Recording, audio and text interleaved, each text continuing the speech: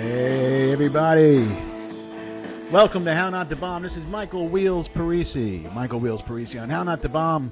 We're live right now on YouTube and Facebook, Instagram. We're out there. We're going to rebroadcast. The show goes on Spotify, Apple, Amazon, iHeartRadio.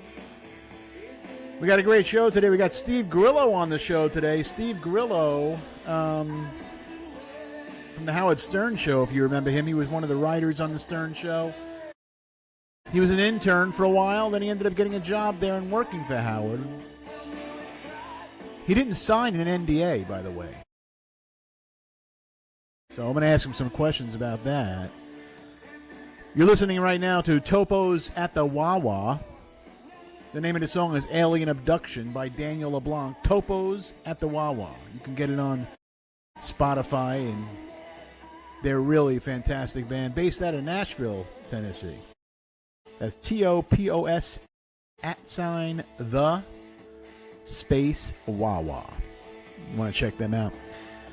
Great show today. I'm going to talk a little bit about what's going on before the show. I'm trying to let everybody know. Well, I'm trying to let everybody know. I am letting everybody know. Got a new book out, How Not to Bomb.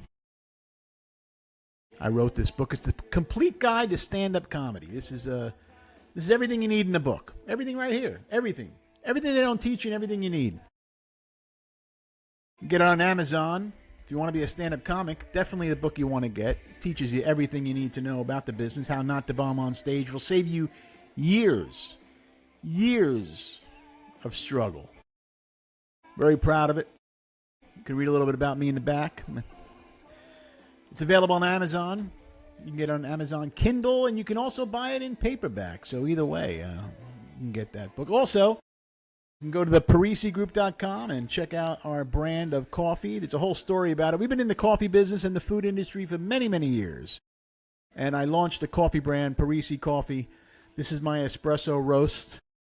I launched this brand in 2022 in Venice, Florida. And it became very popular. Everybody wanted the Venice blend. And then, of course, we ended up going into the espresso roast over here in the back. I have the famous cannoli cream, because as you know, I am the cannoli king of Los Angeles. I had a catering company out there, and I'm the first one to bring cannolis mainstream. 65 different flavors that I invented. Then I have another coffee here. So you definitely want to get the cannoli cream. And then, of course, the bold Fat Clemenza. If you know who you know, if you know, you know. Fat Clemenza, great coffee. This is a very bold coffee. It's a potent espresso robusto. Very, very good. Heavy creamer. Very heavy creamer. So you can go to the theparisigroup.com/Parisi Coffee and order yours. And I'm going to put up a code later, so you'll be able to get the code and save some money at the checkout. Keep it up there for maybe a week or so. So we're going to have a great show today. I'm going to bring in, Steve Grillo. I did his show last night, Aftershock XL, and I had a great time. I haven't talked to Steve in many years, so last night was like the first time we've talked in quite a while. And I'm going to bring Steve into the room right now. Where is he? Here he goes. Bring Steve right into the room. He should be coming in very shortly. There he is, everybody. Steve Grillo in the room. How are you, Steve? What's going on, man? What's going on, buddy? Thanks for coming on the show, How Not to Bomb. I appreciate it. Not that we haven't spoken a few times already since. Yeah. And it was really nice to do your show, Aftershock XL, last night. I had a very good time with that. How was the response on that? It was an awesome response. And I just did a good 45 minutes getting everybody worked up to come over here on your show. Well, good. Well, there you go. Hopefully we'll get some. Well, I told them I didn't give out too much, but I did explain that you had something to say that the Dabbleverse will be very interested in.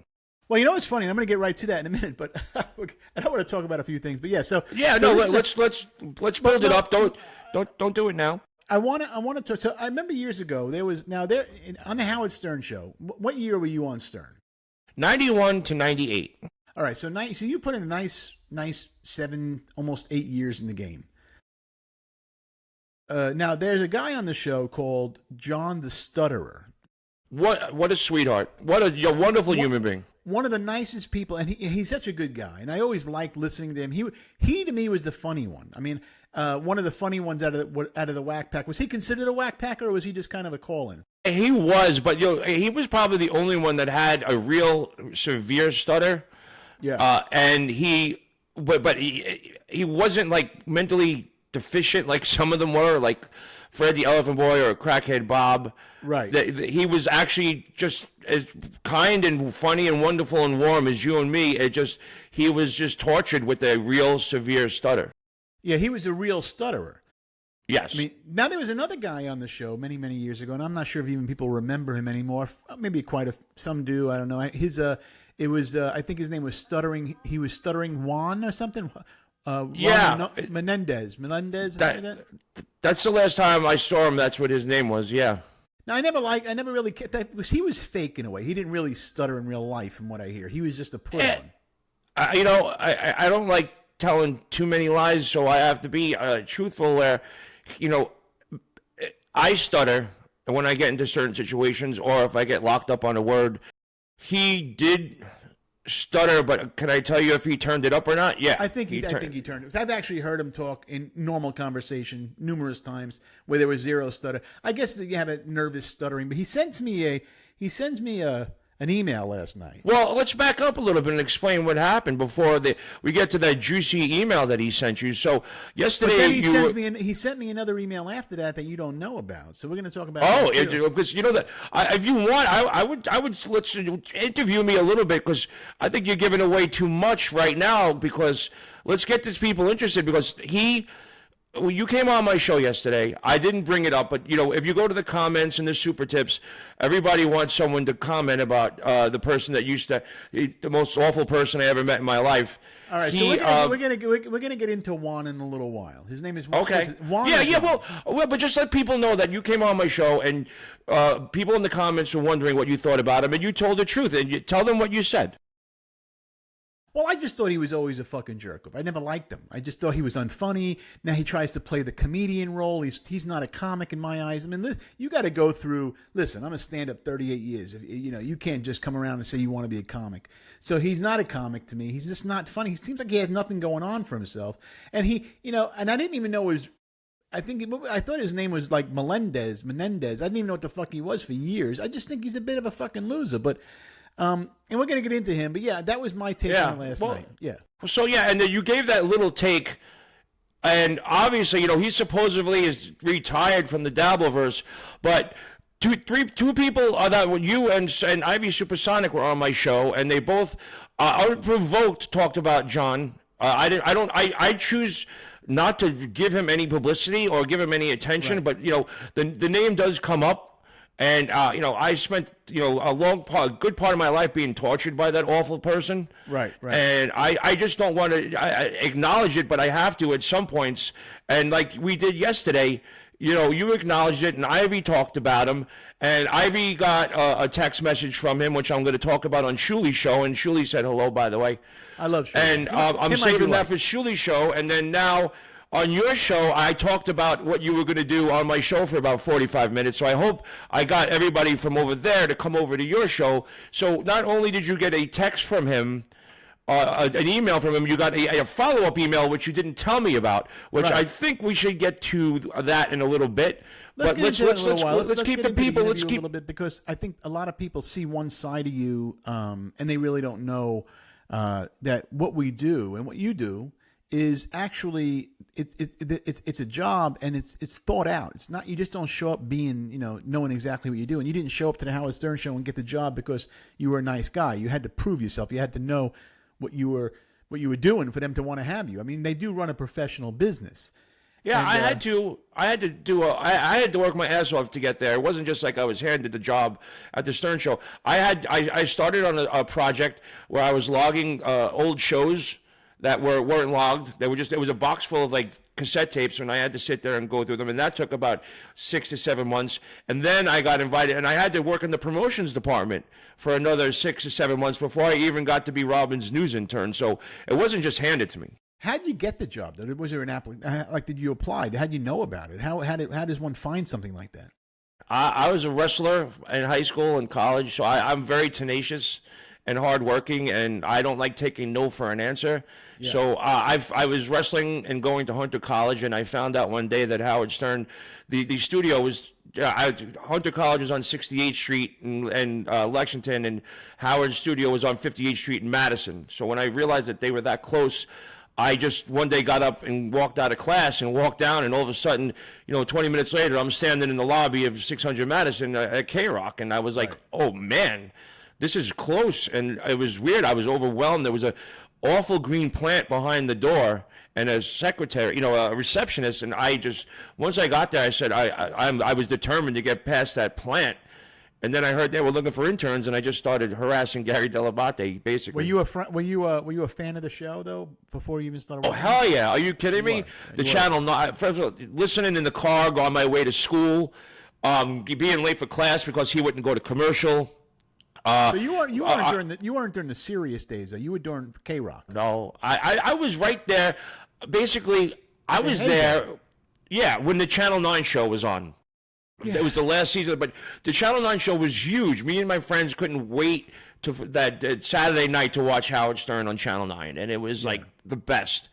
And I was a gigantic fan, and that's how I went there, because I heard that people like that awful human being and someone who was wonderful, like Mike Ganji, were interns, and I was like, shit, if they can be interns, why can't I?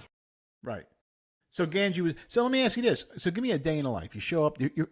What was a typical day for Stephen Grillo at the Stern Show? You go in early morning. I'm sure you had to wake up early. When I lived in Canarsie, I had to be up probably around 3:15 in the morning. Back up a little bit from the mic. You're a little loud on the mic. Sure. Oh, my bad. It's right. This mic is hot. There you go. Very Sorry nice. about that. No. So I had to be at the bus by 3:15. Then I took the B-42 bus to the L train, which of course never ran straight through at night. So I had to get off at Broadway Junction, which at 3, 4 o'clock in the morning was not exactly for a good place for a little white boy to be. But I didn't care. I wasn't scared. Right. And then I had to take the A train to the city, and I had to be at the radio station, basically at 5 o'clock. You had to be ready to go at 5 o'clock, though, right? Well, because Ronnie, the limo driver, he would possibly, he could be there anywhere between 5 o'clock and 5:20, and you had to be there to answer Ronnie's call and go down and bring Howard into the building. So I had to be there. I had to be there by 5 o'clock, and if you missed Ronnie's call, which was very rare for me, Ronnie would let you know that I got to bring him into the building. I got to park the car, leave it downstairs, and you didn't want to be on the radar on Ronnie's bad side. So, and this is when Ronnie was still just a limo driver at that. Just point. a limo driver. Now, and he's was not a big around. Is he still around? Yeah, he's out here in Vegas. He's in Vegas, right? Are you friendly with him in Vegas? I have his number. I think that I've done some bashing in the local newspapers, like Page 6 and the New York Post and other things where I basically told the truth about my time working there, about my monetary situation and how I didn't get any money at all. And I finally became honest about it, and I wrote about it in my book, Gorilla Parts. And so Ronnie, I think, is a little skeptical about being seen around me, because I think maybe he's worried that if Howard, if it gets back to Howard, that he was hanging out with me. Basically, I'm banned from the show because before it even got to the point where I wrote a book about everything, it was right when Periscope first started, and I did a Periscope video goofing around, and somebody on Radar Online picked it up, and they wrote a whole story about what I said, and it was kind of a goof, but they made it seem serious. So the last time I saw Robin Quivers up there, she said, you did a Radar Online interview, and you're banned from the show. And that was pretty much ended my friendship with Robin Quivers. So you're not in contact with anyone who still works for the show? I do, but I don't want to say, because I guess obviously you're going to get Ronnie in trouble. And there's a couple of guys there that are just wonderful, like Sal and Richard. I don't press, or push the friendship, but they were both always very good friends to me. I don't want to see them get in trouble because they have family and children. Yeah. So I don't want it to backlash. But every once in a while, I'll just say, like, happy birthday or, Merry Christmas. And they always get back to me. But I don't push the relationship because I don't want them to get in trouble. Now, are you friends with anybody that's not involved with the show, like Jackie and... 100%. I talk to Jackie all the time. Now, Jackie wasn't banned from the show. No, well, but the way he runs things now is nobody that was on the show will ever be on the show again, because that's looking back, and he's all about looking forward.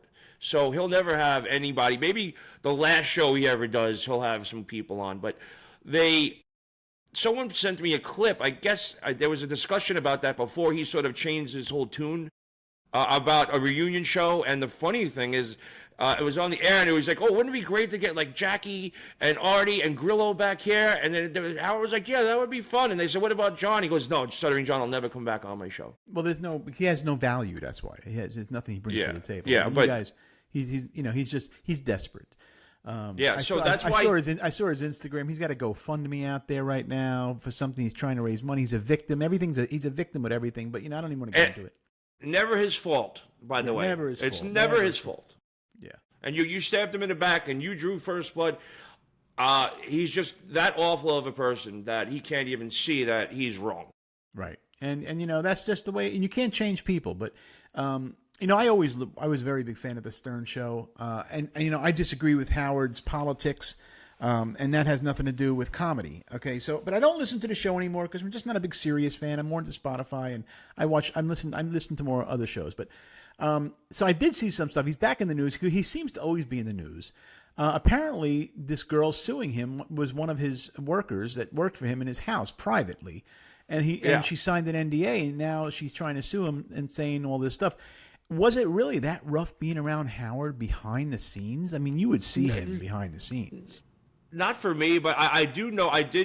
Someone did send me like a lawyer detailing all the really information that is going on with that lawsuit. And it breaks down to the fact that she didn't sign an NDA. And then when she decided to leave, they gave her an NDA that she didn't sign. Okay. And then they tried to force her to sign another one, and she said no. And now they said, no, you signed it. So she's suing them, not for money right now. She's suing them because they gave a false, illegal NDA and said that she signed it, and she said, I never did.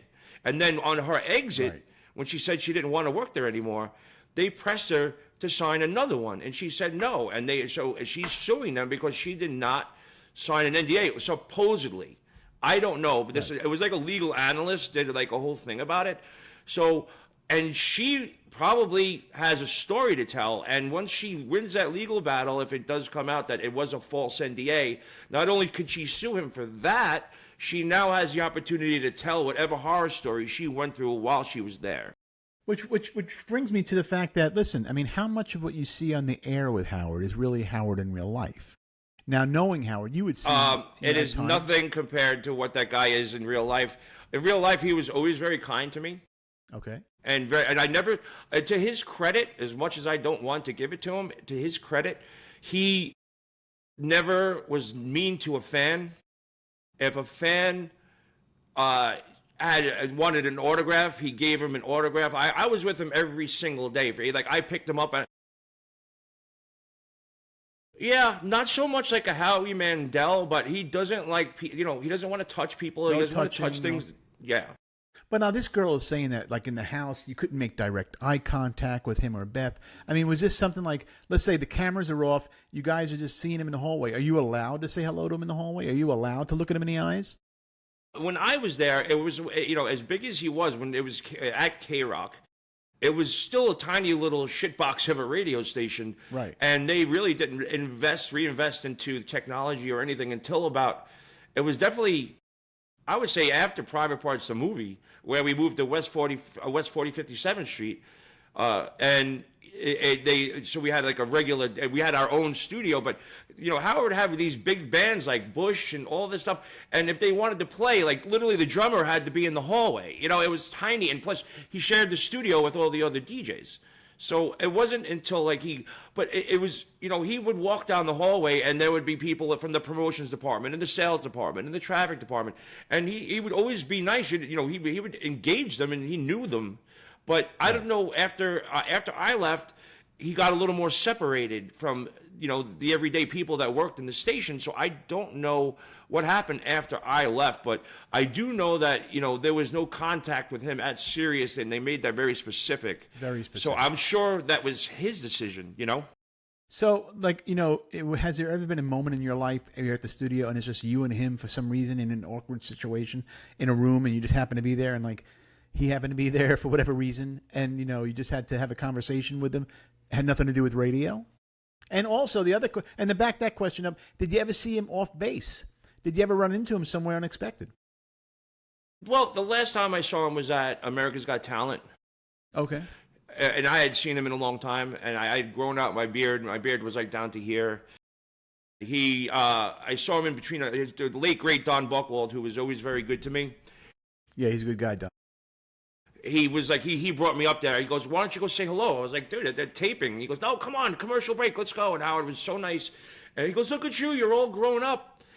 It was a nice moment, but I had moments every day with Howard.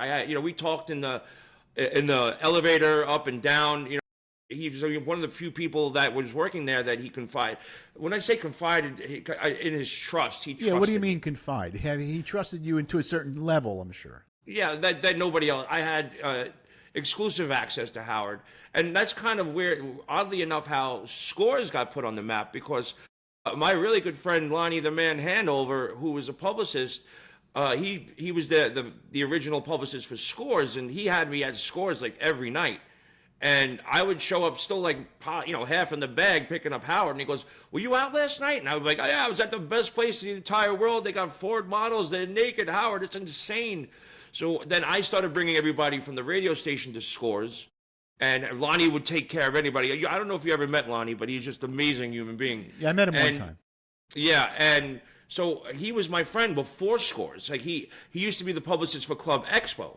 Okay. And he left Club Expo to go to Scores, and I just happened to live 5 blocks from Scores, so he had me hanging out with him every night. I was eating filet mignon like 3 times a week. Yeah, they had great food there. I remember that. Oh yeah, absolutely. They had a 5-star Michelin-rated chef. Yeah, 100%. And they, so I started telling Howard about it. Then I got Gary and all the human being to come down there.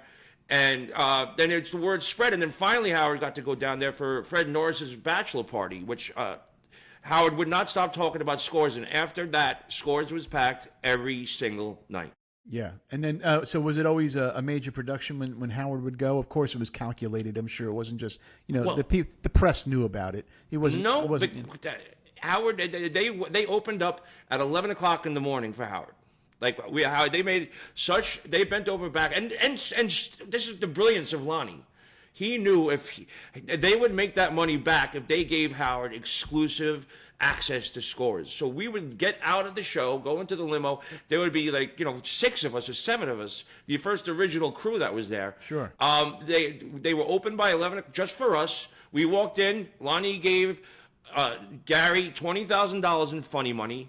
And they had lobster, filet mignon, everything set up. And there was 6 or 7 of us, and there was about 25 girls. Wow. Just basically anything you wanted. Yeah. Dude, the stories at the Scores parties were legendary. Give me a typical story that people will listen. We got a lot of people in the room, actually. Good, because hopefully I brought a bunch over, too. There's a nice amount out there, yeah. So, the first one, there was... You walked in and there was the dining room and then the open bar and all the food was laid out. And then there was a back room where there was sort of like a loungy area where you can get lap dances. And then there was there's steps up to a really, really dark room where everybody got lap dances. I'm not saying anything sexual went on, but I'm sure some things did. But you're not saying things sexually didn't go on. You're saying it could have been either way. Yeah. Yes. Was Howard always the utmost respect? He made sure he didn't cross the line, or? Yeah, but listen, he was Howard Stern. But when I was going there, he was still in the beginning. He was still married. So I was going to say he was married to his original wife. What was her name? Yes, I forgot her name. Beth. Allison. No, not Beth. Allison. Right. Allison.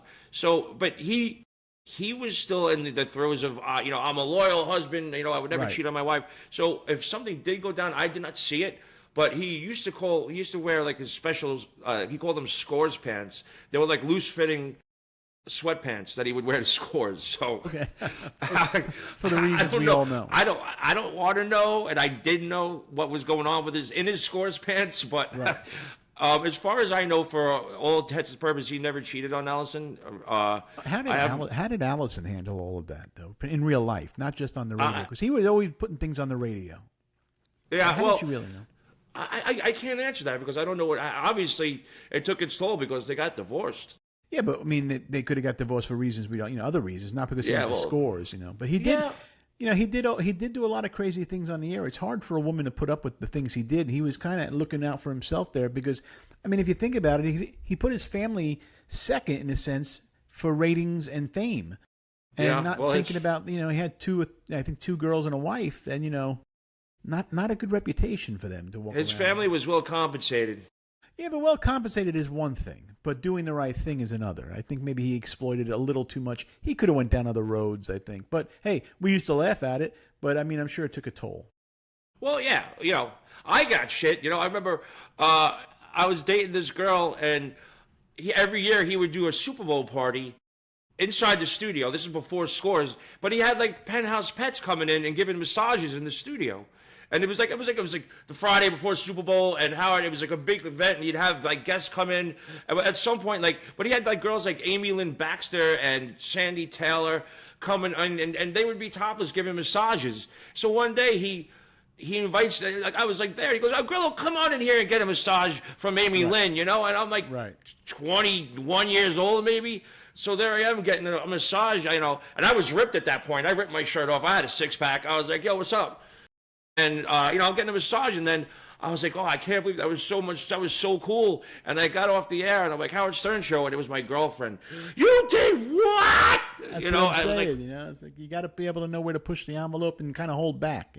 Yeah, and then after the very first scores party, that's when we broke up because I told her I'd be home by 3 o'clock, and then I was no way in hell I was going home at 3 o'clock. Right. And you didn't quite make it.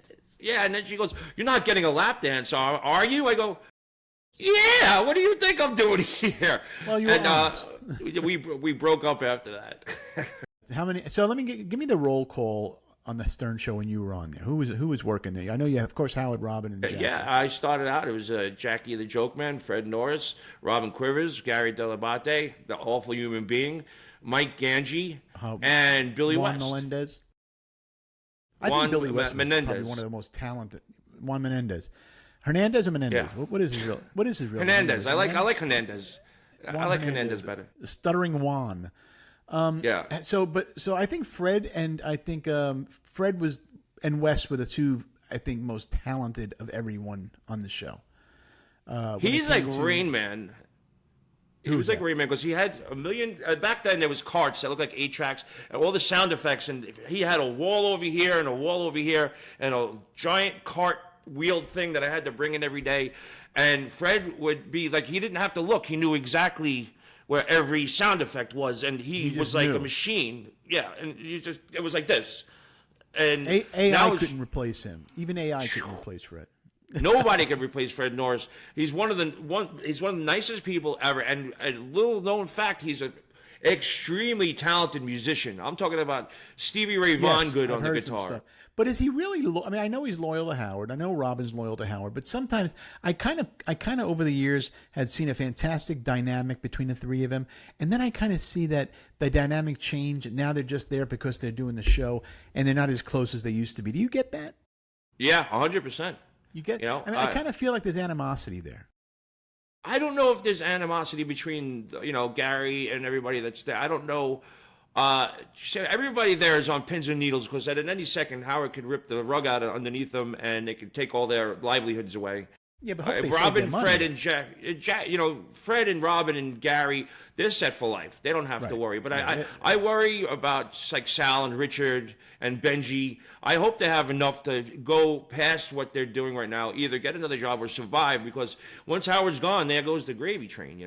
But they got to be making heavy bank right now. I mean, they've hopefully put some away. I mean, Sal Garinelli and all Richard, all these guys got to be making money. They're doing personal appearances. Yeah, I hope to God. I think he squashed the personal appearance thing because I haven't heard anybody do a personal appearance in a long time. But I would hope at this point, they're 20. I think Sal and Rich have been there 20 years at this point, which God makes me feel old. But they got to have something vested in. They have to have money. They have to have some kind of pension coming. It's not network TV money. You've gotten network TV money before. Oh yeah. It's not. It's probably it's a 6-figure salary, probably in the middle to low end of that. And they're able to survive, but they're notorious for giving you just enough to live. Right. Yeah, and that's what I hear. They're not really, they don't pay handsomely. I'm sure, like Fred and Robin excluded, and I heard Jackie did very well. And I heard, they all did great, except, you had that other crew, the guys that you would fall under, that if you were there to this day, you would be with with Sal and all those guys. Where do you think you would be today if you were still with the show? Let's say you didn't get, and first of all, where do you think you would be today if you were still with the show? What would you be doing, you think? Well, I guess I would probably be more like sort of like Jason Kaplan, because Jason, I was there. I would have been there long enough than Jason Kaplan, so I probably would have had like a Jason Kaplan role. I picture myself. I think I might have been a little more of a contributing writer because I did write stuff for the show. Right. Okay. I did contribute. And I heard that years ago. By the way. Yeah. No, but I couldn't even be I couldn't even be considered a producer, which was what I was doing. But we contributed on so many different levels because, at the beginning I did, but I used to write shit and I was terrified to submit it because if it was bad or if it was, I wasn't looking for any more attention on the air to be goofed on. So I found my old college notebooks when I was still going there, and I was finding skits that I was writing that I never submitted because I was scared that I was going to get made fun of. Then that towards the end, that would be a good book, The Skits That Never Made It to the Stern. Yeah. So I used to love writing skits, and then I wrote a skit with this other intern for the pay-per-view special that he did on New Year's Eve. Check this out. This is how messed up this is. So this intern came in and he was kind of funny. He was like this skinny, scrawny looking guy. And I became friends with him. And I sat there and we wrote like 2 skits. And one of them, was based on one of the guests that he had, Daniel Carver, who was the head of the KKK. It was something like that. Wake up white people. Remember him? I remember. Yeah, and we wrote a skit that had to do with the cement black people he used to have on his lawn. Like the lawn jockeys. Yeah. And so we wrote this skit, and the kid gets there and he submits the skit, and they loved it. And he gets hired as a writer on the pay-per-view special, and I'm sitting, he threw me under the bus. It was my idea. We both wrote the skit. He submits it without my name on it. They think he's the most brilliant kid in the world. He gets hired as a writer for the pay-per-view. Wow. And I'm sitting there going, I wrote it too. And they're like, oh, Grillo, you're just trying to grift. And there's and the kid put his head down and didn't even say anything. I can see that happening. I could picture it. But what about the day in the life of? Okay, now you're not with the show. So how did that happen? Why did you leave the show? Did you get fired from the show? What happened? No, I didn't get fired, but I left because if I would have stayed, I would have got fired because I would have been a miserable bastard. But I would get there and I would sit there and I would get the newspapers. I was also Robin's news intern. So okay. I had the newspapers there. I had to make sure that Robin had newspapers, Howard had newspapers, I had newspapers.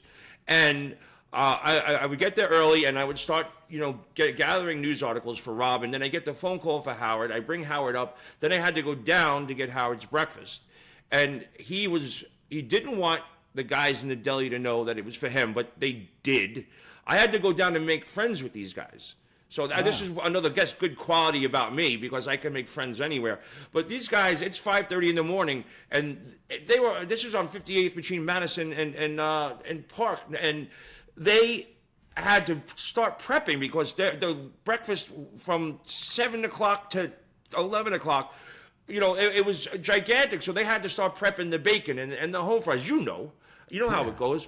So now I'd have to go down there and I made friends with the cook, and he would literally remove all the bacon and all the home fries off the skillet, clean it down because Howard didn't want any grease, and he would make like an egg white and tomato wrap, and it would ruin his flat top because there would be burnt egg on there, but he made sure that wrap was just pristine egg white and tomato. How many days a week did that go on? Every day? 5 days every day.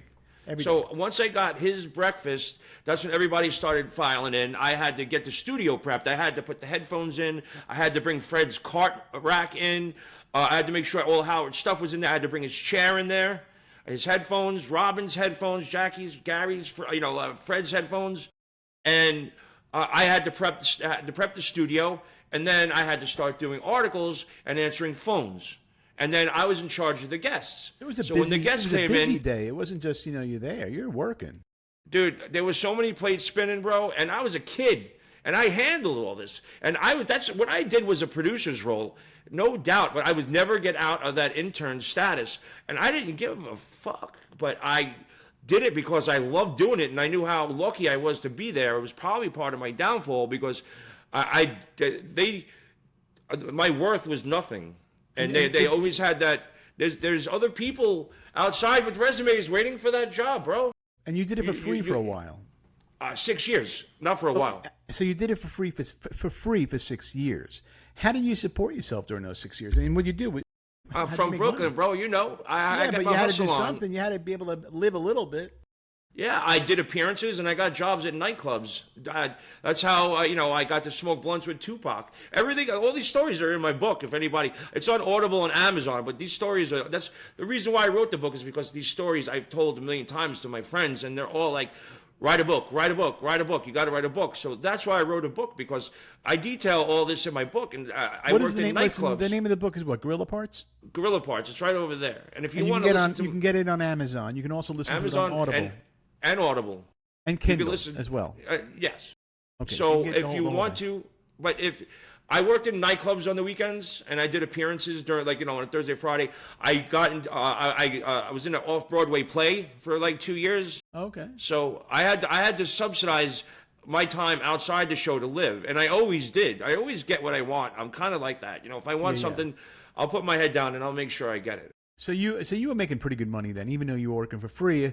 You were still making good money in personal appearances, I'm assuming, and spiffs. Yeah, I made more. Like the nightclub, I made more money doing Grandma Sylvia's funeral, the off-Broadway play, and then when I left the show, I was killing it in the nightclub business.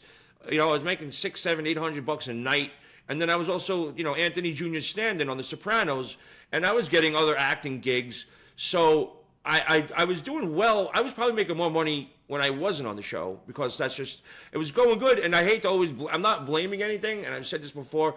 The gravy train ended when the planes hit the towers. And that's when it all stopped. And I had to change, I changed my lifestyle, and I had to make a decision, and I did, and it just was the wrong time to make that. But there was nothing going on in the city. The money that I had saved up went like a fart in the wind. On. Do you think that Jackie the Joke Man, I love Jackie, but do you think that Jackie kind of cut his nose to spite it, by not doing negotiating right? I mean, do you think he kind of thinks he did too, or he's happy where he's at? I just don't believe it. He's very happy where he's at. He has I know he's happy where he's at, but he would have been a lot happier money-wise, financially, if he would have stayed with the show, I think he knew he made a mistake. I can't answer that because he has a documentary called The Joke Man that is absolutely compelling. It's a really, I'm pretty sure you can watch that on paper. One of the channels has it, his documentary, and I think him leaving the show kind of saved his life. Because he stopped drinking and he got his shit together. He's doing just fine. He has a house in Bayville, literally on the beach, like literally on the beach. Yeah, no, I know he does great. I know he does great, but I kind of always felt like maybe he, because you know why? They have a way of humiliating him still to this day when they bring him up. It's like they just can't let it go, and they always got to somehow humiliate Jackie. It's like they always do that. I mean, I haven't heard the show in a while, but I remember they used to. Yeah, he knew where Howard was going before Howard did. And I used to see, when you went in the studio, you were sitting kind of like catty corner to Jackie. And I would see him write down a joke and put it to the side. And he would wait. And then he'd throw it over the top, and then Howard would read it. He was writing jokes before Howard even got there. He was so brilliant and so he's a good. Brilliant guy. Brilliant joke teller. Great comedian and nice guy. He's one of the nicest people. People don't realize how nice Jackie is. And generous. That's what was always messed up, because they would make him look like he was some cheap bastard. Yet every year, 4th of July, he invited every single person from the radio station. It was like he opened up his house to everybody. Right. And everybody would be on the beach, and then you come back, and he had lobsters and steaks and hamburgers, hot dogs, steamers, 18 coolers full of booze. Howard never did any shit like that. I heard Howard was very cheap, from what I hear. Yeah, Howard never did anything for anybody but himself. I remember going in the Howard Stern studio when I was on the show with Andrew, with Dice. and George Carlin was on the show, and that was in K-Rock. I never was in the Sirius studio for his show, but I did K-Rock 3 times with him. Not me being on the show, but being with Andrew on the show. And he was always very nice to me, but I just heard he was a very cheap guy. And then I hear, like, as he got older, and now I hear he's just a different kind of person. Like, I think, you can't look at him, you can't touch him, you can't talk about him. They live a weird life. You have 50 cats all over the house. I mean, I don't know. His germ phobia really got the best of him during COVID, apparently. Have you ever been to his house or apartment in New York? I was at his house in Long Island because when the books came out, he gave me a $6 an hour job, dubbing tapes for the guy who actually wrote the book is Larry Ratso Sloman. And right. I would have to dub, certain points to send to Ratso, and Ratso would go and listen to the tapes, and then he would write, what he wrote. So I went to his house. It was very, very nice house. It was very big. He had a tennis court and a pool, and I never got the full tour of the house. It was like, hi, there you go, we're in the basement. There was like an office in the basement, so I never really saw where he slept or anything. But I had been in the house a bunch of times. So I got the email. I want to go back. Now I want to go to the email from get to the nitty gritty. So yesterday, so I get an email from I get it. Well, we talked about what I said. So I got an email this morning, but I want to go through the email. I'm going to read the email to you, but then I want to read the response that I had gotten after that. I'll show you what happened. So the email read, "Hey dummy, Steve was never a writer on the Stern Show. He also does not have a highly rated podcast. Like you, he is a delusional nobody." Okay, so. That was the email, but now let me go into my emails here before we get into that. Hey, dummy! Imagine that's how you start off an email to someone like you, who's been so successful in the business that he can't even get a decent set. But I'm starting to think. So I just got an email now, and so I'm starting to think that it's not him, and I'm going to tell you why in a second. So I'm going to go to my sent mail because I sent him an email, and I said to him. Sounds more like you are delusional, no talent, going nowhere loser. I will not resort to calling you names. You're an angry, bitter, small person, John. Please refrain from emailing me again. You are not a comedian and never were. The Dabbleverse is going to eat that for breakfast, bro. So that's what I emailed him. Then he emails me back. He goes, I never emailed you, so please fuck off. Oh, okay.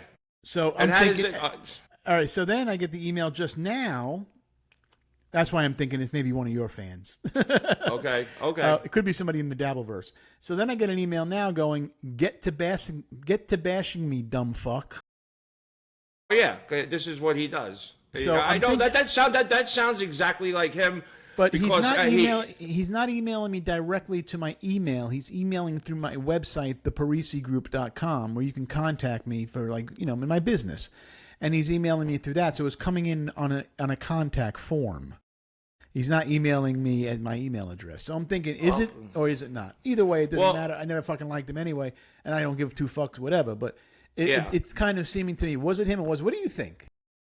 I think that it sounds like him because his knee-jerk reaction to people is calling them stupid and dumb. Because he thinks he's a genius. And I will say there is some intelligence. At some point he was maybe smart, but he always bragged about how smart he was and how everybody else was stupid. So the fact that he's coming at you with dummy and you dumb fuck, that sounds exactly like who he is. Okay, because what makes me think of it is because he's telling me now, why am I not bashing him? So does he want me to? I mean, I'm not going to bash him. Yeah, I'm done with him now at this point. Good, thank you. I don't want to give it. I don't want to feed the dragon, But yeah, I'm done. But I'm saying, so is he looking for that? I mean, it can't be good publicity, or it can't be good for me to, why would he want somebody to bash him? Is he looking for a lawsuit? He can't sue me. I mean, facts are facts, He's gathering all this shit so he can take it out on me at some point. Okay, I got you. So maybe it was him, people. Maybe it wasn't. Maybe you want to comment on the below on the YouTube comment. Let me know what you think because I'm trying to figure it out. And that's the way it goes with Stuttering Juan. But that's what happened. Yeah. But moving on, Steve. We're away from that. You're living in Vegas now. Yes, sir. You're doing really great out there. You have a show, Aftershock XL. You got a great following. What's going on with you now? What happened from the Stern Show to now? What did you do from there on in? I mean, did you work? Where did you go? After after 9/11, I joined the local 3 electrical union, and it was just really a bad, everybody said, Steve, you lost so much. And, you see what happens when there's a tragedy. Nobody needs a bartender or an actor, but they'll always need an electrician. And I was sort of, a lot of people got that in my head, and I had an opportunity to, no one got me in the union, but I was like, here's the application. This is what you need to do. And I followed the steps, and I got in the union. But I went from making, $700-800 a night to making $350 a week. Yeah. With the promise of, you're going to get your card, but the card takes 6.5 years to get. And I probably got about to the 4th year in there, because it drained everything. So you got in the electrician union. God bless Local 3, because they're amazing and they're the best in the country. How long were you with them? Almost 4 years. Okay, gotcha. You don't make much as an apprentice, and right. I had another 2.5 years to go before I even got anywhere close to making top scale, and I was just a miserable bastard doing that. And then what did you do after that? Where did you go from there? I bounced around. I bounced around.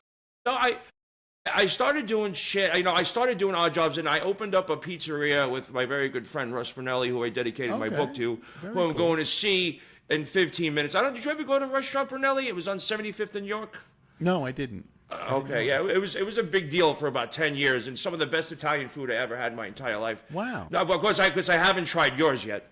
But it was a very special place to me, and when the lease ended and they couldn't renew the lease, me and Russ opened up a pizzeria in Hell's Kitchen called Hell's Kitchen Pizza. And then I moved on to Artichoke Pizza when they just started to blow up. But I as much as I love to make pizza, I just hate the pizza business. Right. I was in the pizza business for many, many years. Yeah. So you know how grueling it is, I started in that business. That's right where I started. Yeah, I don't want to make dough. I don't want to cut cheese. You know what I'm saying? It sucks. You got to fucking roll all the dough, and you move it around, put it to the side. Yeah. I hated it. I did love it. I did well with it. I'm not saying I hate it. It's just that my wrists to this day hurt. I feel like I got carpal tunnel syndrome from making pizza. Oh, I definitely, 100%. I feel. And then I left. I actually managed Dorian's Red Hand on the Upper East Side for about 1.5 years, which was a welcome. It's such a wonderful family. Everybody knows that's the Robert Chambers bar. Everybody says that. Yeah. Where the guy I remember that. Yeah, it's that girl by the tree or something in the park. Yeah, he strangled her with her panties and then sat there and watched the police come. The guy was a psycho. Yeah, and unfortunately, the Dorian's family's name got dragged in it. But they were so wonderful, the Dorians. And then I just sort of bounced around. Then I started, a good friend of mine by the name of Joe D'Imperio had a studio in Times Square called Pro Media. And I started doing a podcast. I've been doing podcasts here and there at the very beginning of it, when it was just like, no one really understood that what a online radio station was. And I started doing that with my friend Joe Meathook. And we had a show, but it was just us making ourselves laugh for like 2 hours on a Friday night.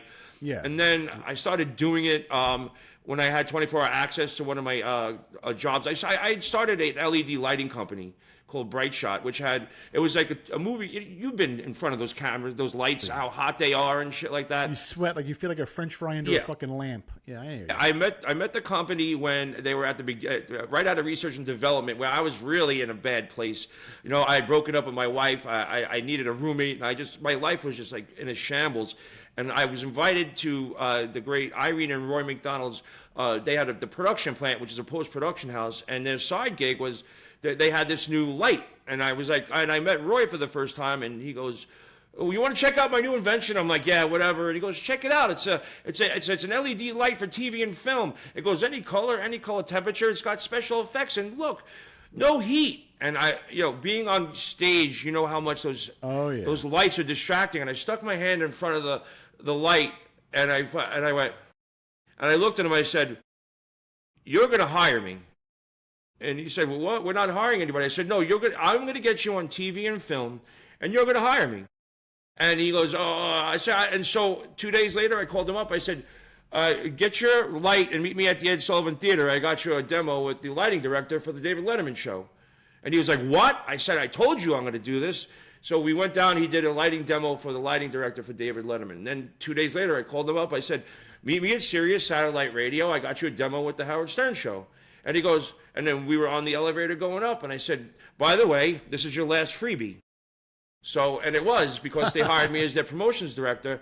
And that was 2012. And we were on every show from here to LA. And it was going so well for about 10 years until the company Arri, who was basically the monopoly of any type of lights in any rental situation in any TV or movie, Arri finally caught up to make a bastardized version of our light that was not as powerful, was not any good, but they basically boxed us out of their business because all the guys, all the lighting guys, all the gaffers and stuff on all the shows, they have to order packages from Arri. Basically, they order this, that, and then they'd order us. And Arri told them, if you don't take our version of the Bright Shot light, your package deal is going to change.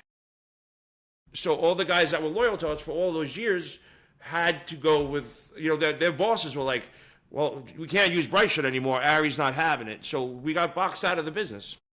Unbelievable. And then you ended up in Vegas. Yeah. Well, I did a grip, and I found something that I really did truly enjoy. I started doing grip and stagehand work. Local 52 and Local 1 in New York. I loved it. But since after that strike, you couldn't turn down a job from Local 52. Every studio was filled in New York. Every time a job ended, all you had to do is call the union hall and say, I'm available. And 20 minutes later, you got a phone call and say, go down to go to the Silver Cup, go to Kaufman Astoria. And the money is fantastic. I got out of debt. I was working I had a bank account. I bought a motorcycle. Wow. Things were great. And then after that strike, and it's still to this day, nobody's filming in New York like they were like 6-7 years ago. Well, New York's totally changed, I think. Yeah, and then I started doing stagehand work, which is basically the same as grip work, and I love doing that. But so many people were out of work from 52. They were also leaning on Local 1, so you had to go and fight for jobs with that. And I was making a living off of it, but it wasn't like I was getting. You would work 2 weeks, and then you had to hustle for another job, and then you work for another week and hustle for another job.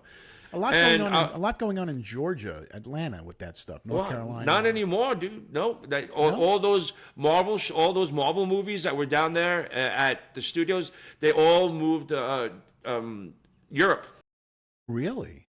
Yeah, my friend was the dolly grip on all those Marvel movies. He's got pictures with the Captain America's shield and Thor's hammer. Like, he did all those movies, made a huge, and all those studios pulled out of Atlanta. What about Lifetime Network and all those networks? Hallmark, I think they still do Atlanta, right? Yeah, no one really knows this, but I'll give the exclusive on your show. Give us the exclusives. I was a stage manager for Newsmax for like a month and a half. I love Newsmax. Yeah, so I was supposed to go I was trained as a cameraman. The cameraman is real easy. You frame out the head from this, and you roll. Block it out. Yeah, and then you just lock it and you just sit there. And something happened where one of the stage manager got demoted to camera guy. And all of a sudden they're like, "Can you do stage managing?" I'm like, "No." They're like, "Well, we're going to show you." And you're live on the air with Rob Finnerty and all these people. And the guy that got demoted made my life a living hell every single day. Really? He knew I didn't have an experience, and he would yell at me and call me out. And he made me a nervous wreck because in real life, you know what we do to that guy. We you give him a fat lip. Take him around the back in the alley. Yeah, exactly. But I couldn't do that because Newsmax was paying really well, and I did it for about a month and a half. And then one morning, this guy, like I would say 7 minutes to live air, I got this studio set up, and I was all ready. And I did all this work, and he comes over and he kicks the pile of fucking wire that I coiled. It took me a half an hour to coil this long wire. And he kicks it over and goes, "What the fuck is that?" And I picked that spot out on his face where I was going to hit him. And it was like 5 minutes to air. And I literally walked over to my boss, I said, "I'm doing you a favor. Here's my ID card. If I stay here, there's going to be police and ambulance on a live show. So I'm leaving right now. Someone should better jump in my spot." Wow. And I walked out. And that guy, after the show, was carried out by security. Wow. Yeah. Goes to show you. Do you want to come back? I was like, no.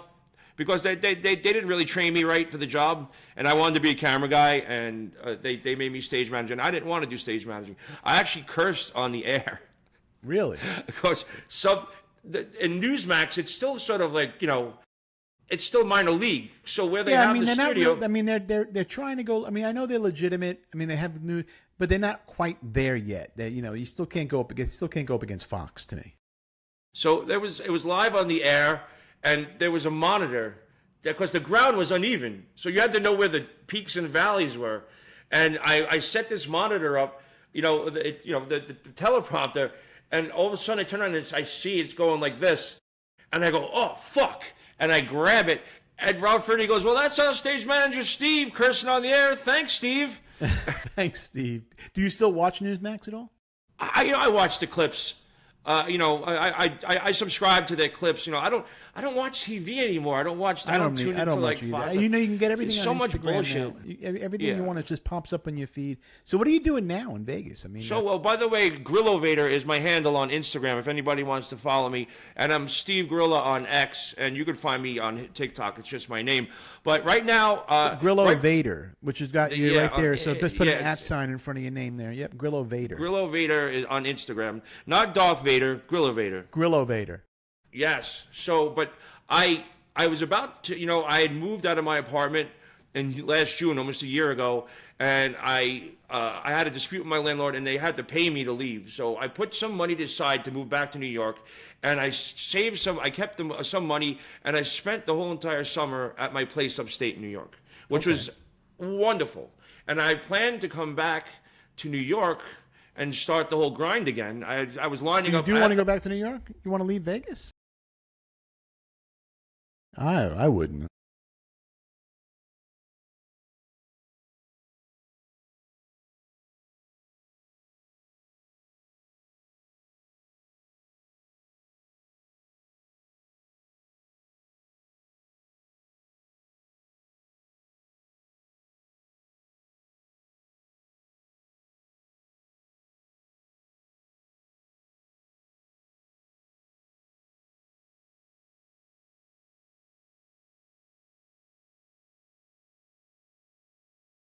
Oh, okay.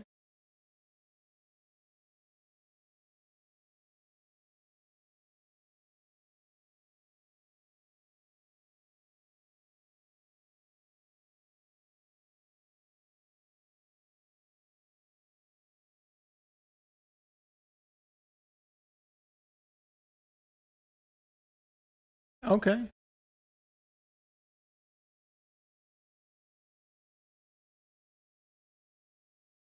Yeah.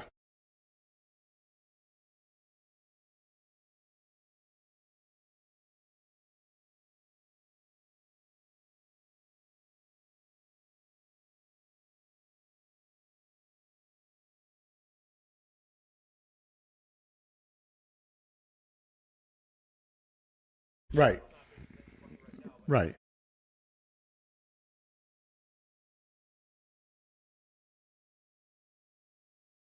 So you're on the you're really delving into the podcast world now. You can possibly start producing his show and other shows. You got your show Aftershock. Aftershock XL is a great show. Where can people find Aftershock XL other than YouTube? Okay.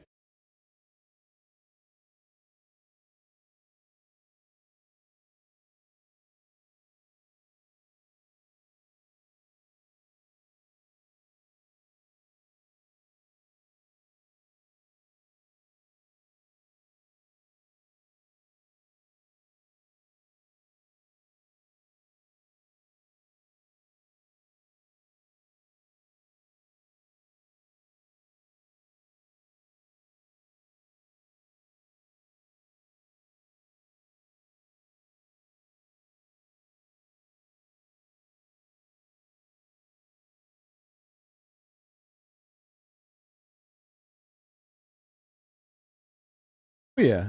Yeah. Yeah.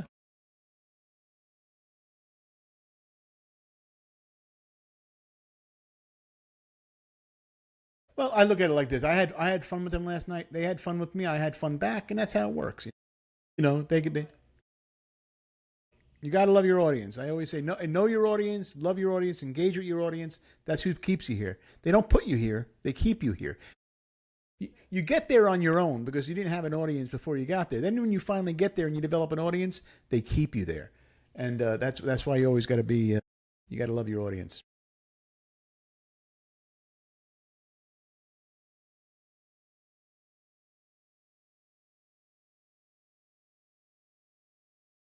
Yep.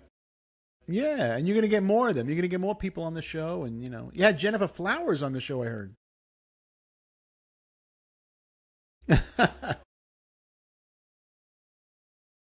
Wow. Did she say that on the air? Wow.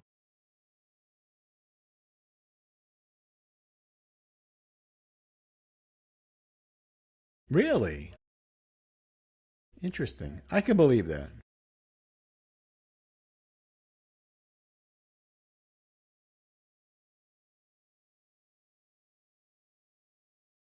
Yeah, yeah, with the makeup and the blue dress. Yep.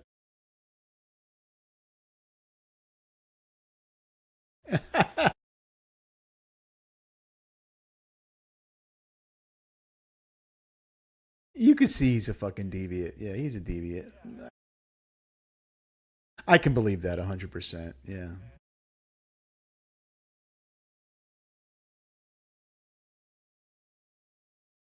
I think they have been separate for many, many, many, many years. They just keep appearances up. Oh yeah, she looking the wrong way. Yeah, yeah,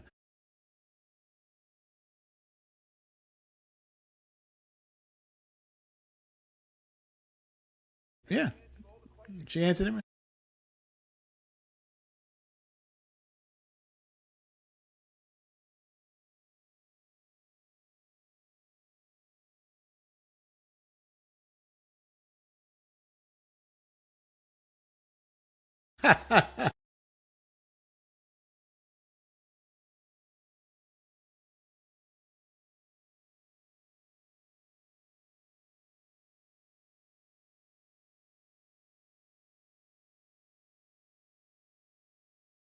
That is funny.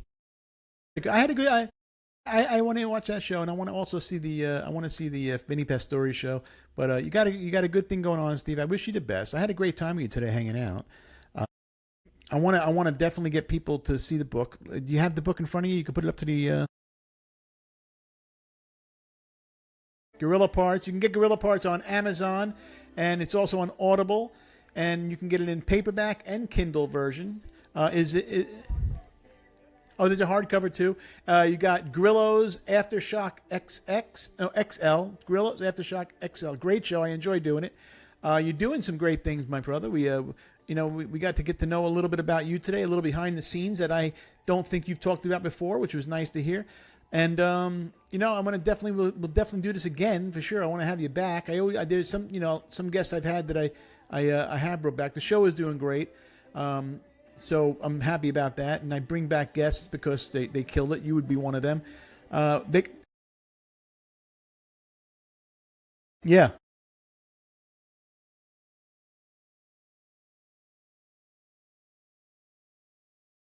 for sure. And people can follow you at Grillo Vader on Instagram, and then on X you're what? Steve Grillo? Steve Gorilla on X. Okay, so Steve Gorilla on X and at Grillo Vader on Instagram. Facebook, we really don't talk about too much. That's kind of personal. All right, Steve. Well, I appreciate you coming on the show today, and have a good night, brother. Love you too, man. Have a good one. I'll talk to you soon. All right, bye bye now. Yep.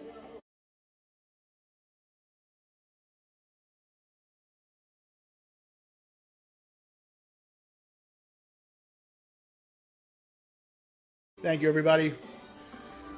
That was How Not to Bomb with Steve Grillo. Don't forget to get his book. Check him out on his own podcast. And we're going to play out Topos at the Wawa. This song is I Need to Breathe.